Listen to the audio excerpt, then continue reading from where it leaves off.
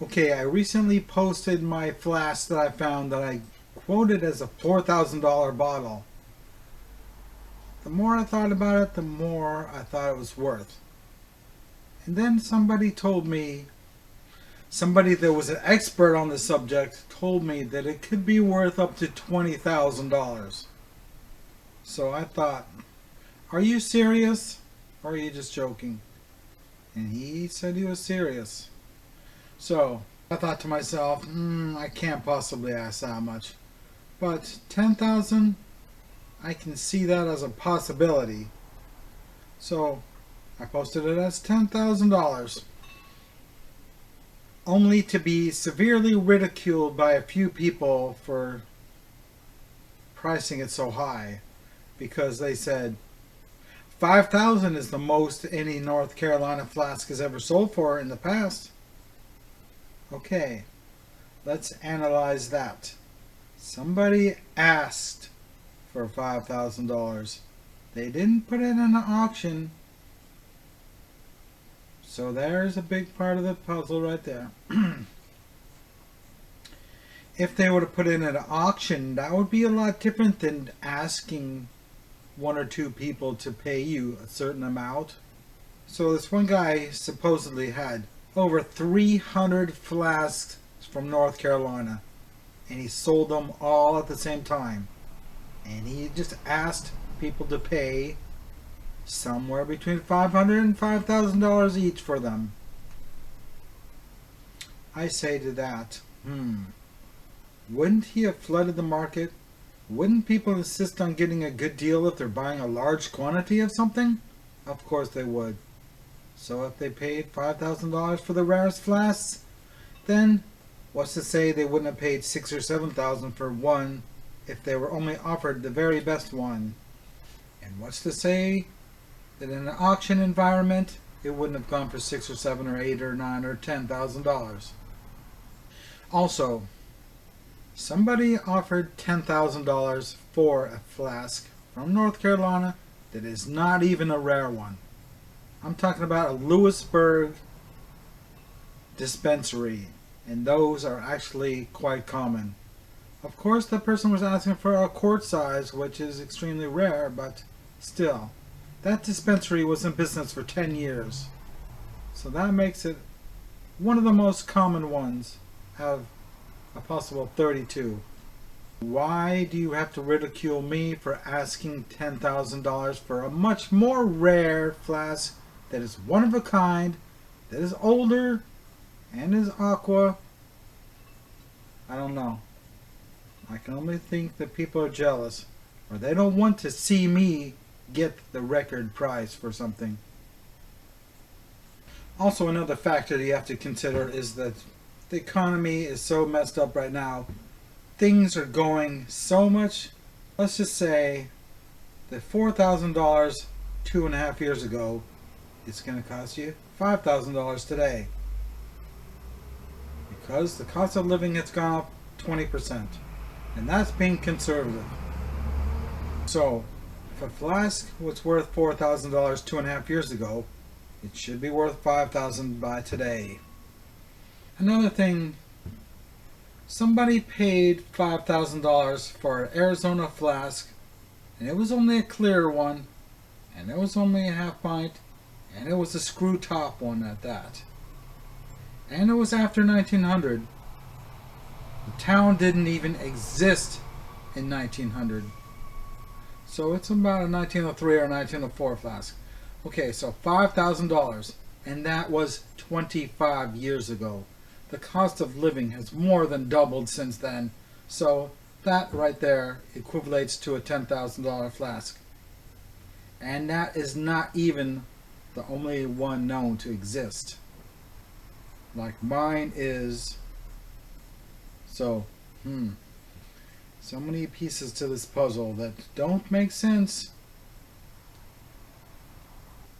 And another thing, there's only about a dozen collectors in the state of Arizona, as opposed to well over 100 in North Carolina. So why wouldn't a North Carolina flask be more? Because there's more interest in them. one very serious collector that has been collecting for, I don't know, 35 years maybe. One of the top dogs in this field anyway. He said this flask of mine is only worth probably 1,200 at the most. Well, I had to put him in his place by telling him I got an offer of, well, basically 3 times that amount. 3,500. And that was just to one guy without even trying to sell it. I was just showing off what I found. This was before I even started posting it for sale. So I told him, well, you've been collecting bottles for so long that you're stuck in the 80s with your prices. That happens to a lot of people that have been in the scene for 30 to 40 to 50 years. I mean, when you learn the prices of things, those are the prices that stick in your head, and you do not recalculate it every single year. I mean, a lot of people don't, but I do. A lot of people do not recalculate in their mind the fact that the prices go up. So they're stuck in the 80s with their pricing. Another thing that really bugs me is these 3 guys who were arguing with me, trying to convince me that this bottle was not worth nearly as much as I was asking for. Well, guess what? 2 of these out of the 3 don't even live in North Carolina. So how can they claim to be the foremost expert on a subject that isn't even their state? I mean, one of them was from Tennessee, one of them was from Virginia. Yeah, those are connected to that state, but you might be an expert on your states, but you can't be an expert on all states. And also, what makes somebody the foremost expert? Everybody wants to fight for position. It's just the way life is. Everybody wants to consider themselves the best. Let's analyze the situation. Okay, my whole life revolves around bottle collecting. That is my job. That is my career. So how do you figure these people are smarter than me on this subject when I've been studying North Carolina bottles for 25 years? Have they even been studying it that long? No.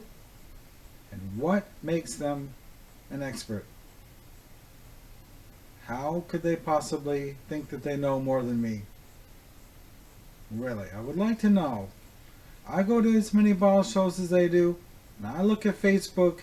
I'm on about 20 different bottle groups on Facebook and have been for many, many years, and I study it for about an hour to 2 hours every single day. So the only thing they could possibly have that is a slight advantage is the fact that they talk to people. But of course, I talk to people too. I own the largest bottle shop in the world.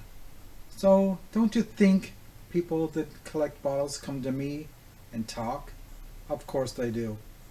So there's really no way that these people can know more about bottles than I do. So a number of people said, I don't think you really got an offer of $3,500 for that bottle. And I say to that, why is that so hard to believe? You just confirmed that somebody paid $5,000 each for a number of flasks from North Carolina. So why would a one-of-a-kind flask that's the only one known to exist, and it's the only bottle of any kind that comes from that town? Okay, how do you figure the value of things? Well, that's one way. Having a bottle that is the only kind of bottle from the town, and it being the only one to exist, and the population of the town being very tiny, like 187 people in 1890 when that bottle was existing. You can't get any more rare than that. So this is definitely a $5,000 bottle, just like all those other ones. Probably more, because Those other ones probably sold over a year ago, and of course, with the inflation the way it is, $5,000, it should be $5,500 by now, even if it was a year ago.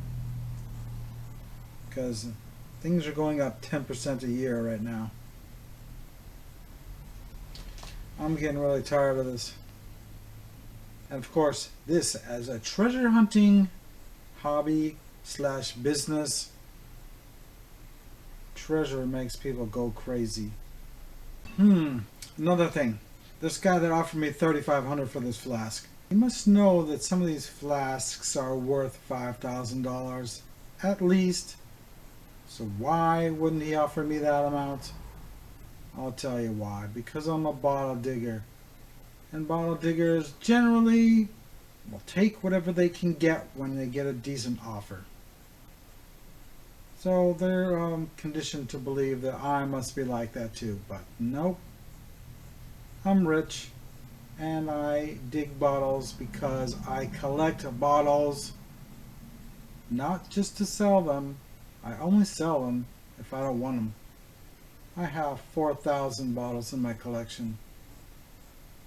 So anyway, I just want to drive home a point with these people that you damn well better pay me top dollar or you ain't getting it. And yeah, that really makes them mad. If I was some rich guy that was wearing a fancy suit and was an attorney or a doctor or something, some high-ranking person in society, they would gladly buy it for more. But since I'm a dirty dirt digger, they want to pay me less. Well, I'm not having that. And I'm going to prove to them that I don't need the money, so I'm keeping the bottles. I would rather keep it than have the $3,500. That's just to prove a point.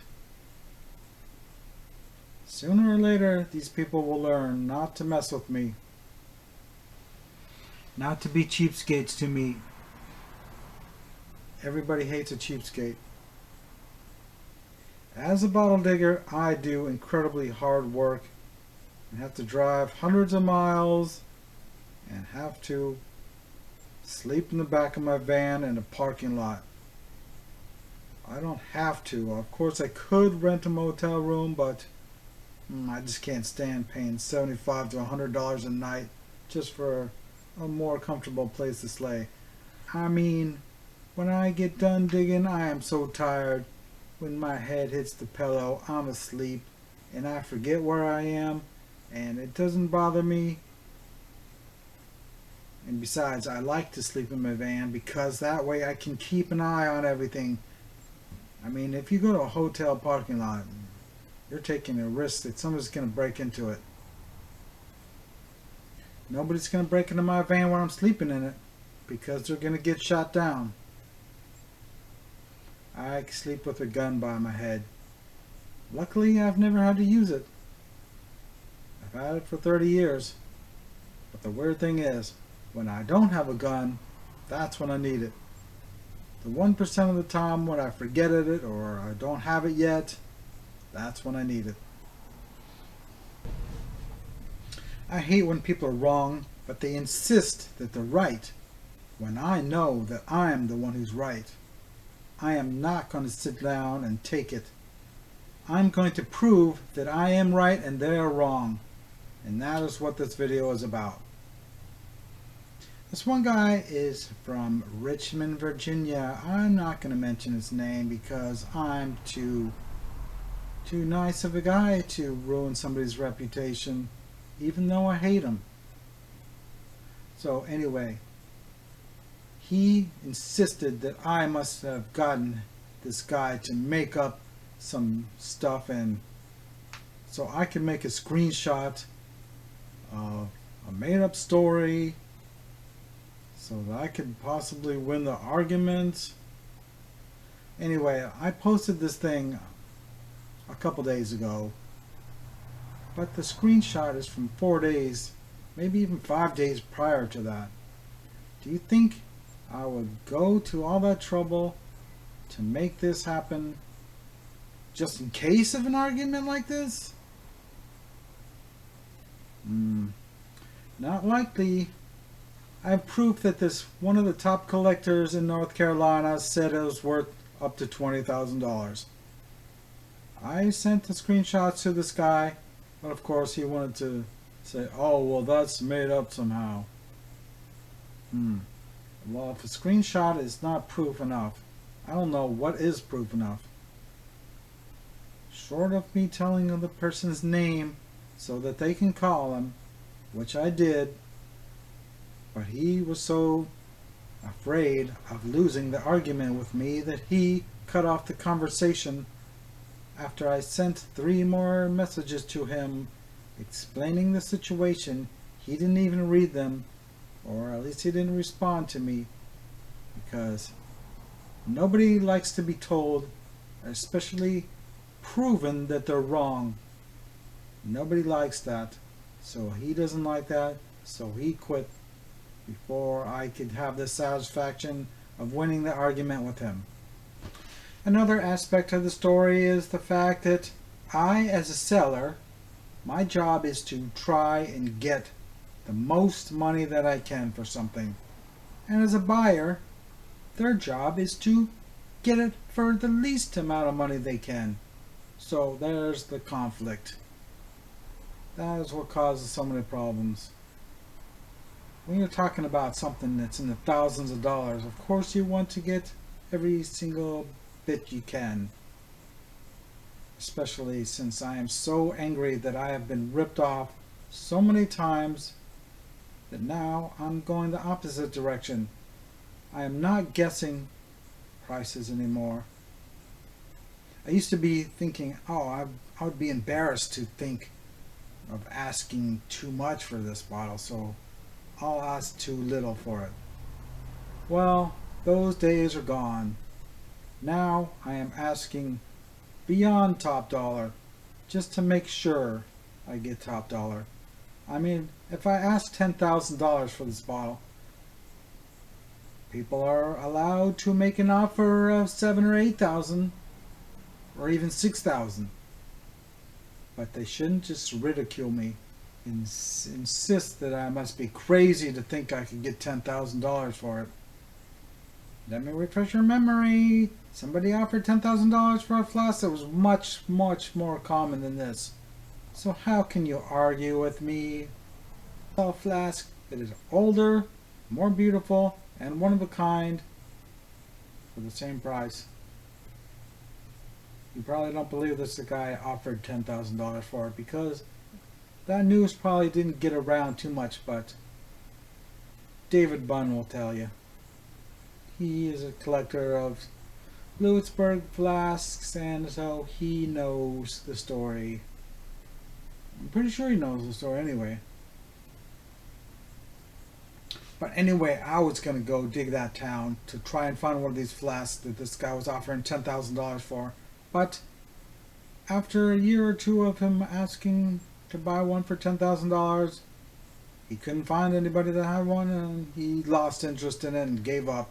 As a matter of fact, he sold his half pint and his pint flask because I guess he lost interest when he couldn't complete the set. So I was disappointed because I wanted to have the satisfaction of selling that flask for $10,000 and having the bragging rights and of course the money, but there was just a limited window of time to get that sale happening.